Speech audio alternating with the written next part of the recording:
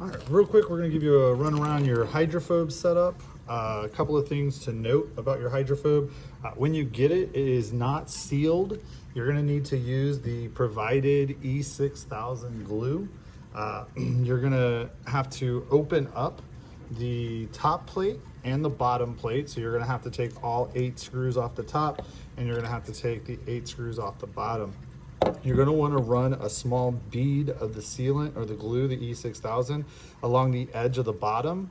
Once you get it along the bottom, screw it back together. Then you're going to want to go ahead and do the top, and you're going to do again a seal all the way around it, put the top on, screw it all down. After that, you're going to want to check all your holes where all your wires go in the back and all the sides. And you're going to want to put a couple of dabs of glue around those.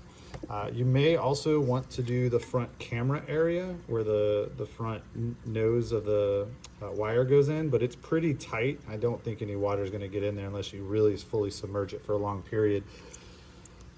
Also, while you're doing your sealant, check all your holes on the bottom that are not being used. Make sure those get sealed up with any sealant. There's also usually, if you have a DGI setup, these 2 front holes.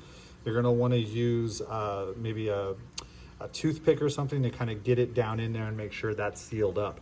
That's the bottom of the air unit. You can see through those holes. So that'll get you really all sealed up. As far as accessing the USB and getting to the flight controller for your initial setup, before you even do the sealant, I would highly recommend first opening it up, just the top plate.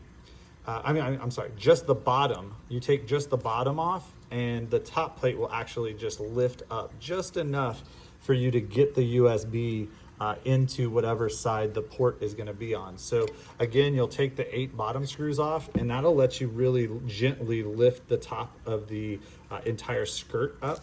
You're going to probably want to take off your Velcro strap as well.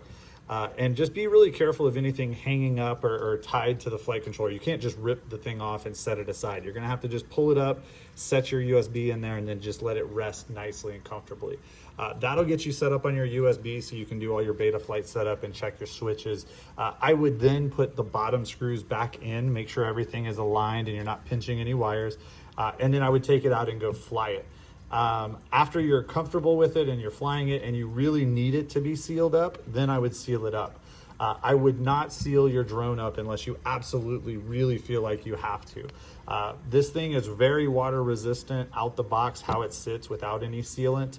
Unless you're really worried about going fully submerged or just really, really heavy snow or water where it might start to run up inside, then I would leave it as it is. It is perfectly fine as is and safe. So there's your hydrophobe. Hopefully you enjoy it. If you have any questions, let us know. Fly safe, fly smart. Peace.